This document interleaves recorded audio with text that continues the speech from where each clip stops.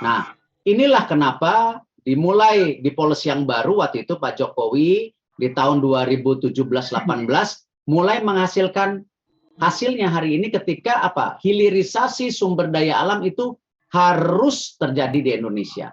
Ya, walaupun kita sekarang sedang WTO lagi nih.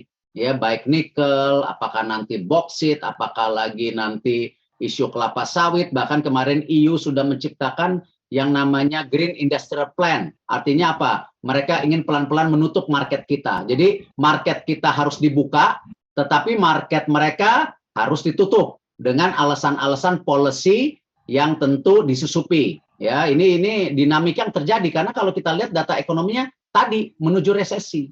Nah, surplus perdagangan kita ini besar sekali. 51 miliar US dollar. Ya, ekspor kita juga terus meningkat. Ini yang ditakutkan oleh negara-negara pesaing kita. Karena memang sampai 2045 kan kita direncanakan mungkin masuk top 4, top 5 ekonomi besar di dunia. Nah, mereka sudah membaca data ini, makanya kita juga mereka ingin perlambat, ya istilahnya jangan cepat kaya lah Indonesia gitu. Ya, kalau ini menjadi saingan juga secara ekonomi secara menyeluruh. Nah, ini yang saya rasa Pak Jokowi sekarang mendorong lagi, yang namanya hilirisasi diteruskan. Ya, Pak Jokowi akan mendorong lagi yang namanya gula nanti. Bagaimana bisa nggak kita swasembada gula tahun 2030? Bisa nggak gula jadi etanol? Karena kenapa? Kalau kita lihat Indonesia ini perfect kondisinya. Kita punya nikel, kita punya sawit, kita punya gula jadi etanol, ataupun jagung dari etanol. Artinya ketika kita terus dalam kondisi salah satu negara pengimpor BBM sejak tahun 1993, nah kondisi ini harus kita siasati dengan kekuatan policy negara kita.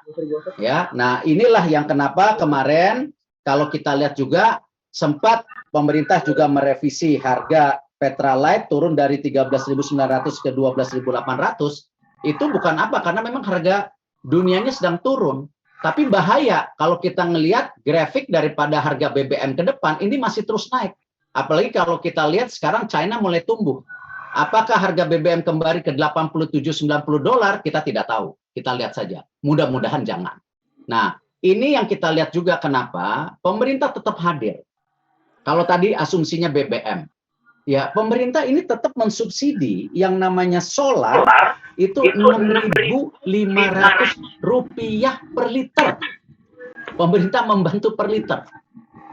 Bahkan kalau kita lihat juga yang namanya Pertamax, ya, Petralite itu masih disubsidi juga Rp1.000. Artinya apa? Masih membantu. Dan kalau kita kaitkan harga bahan pokok, ini asumsi pemerintah secara inflasi kurang lebih 3%.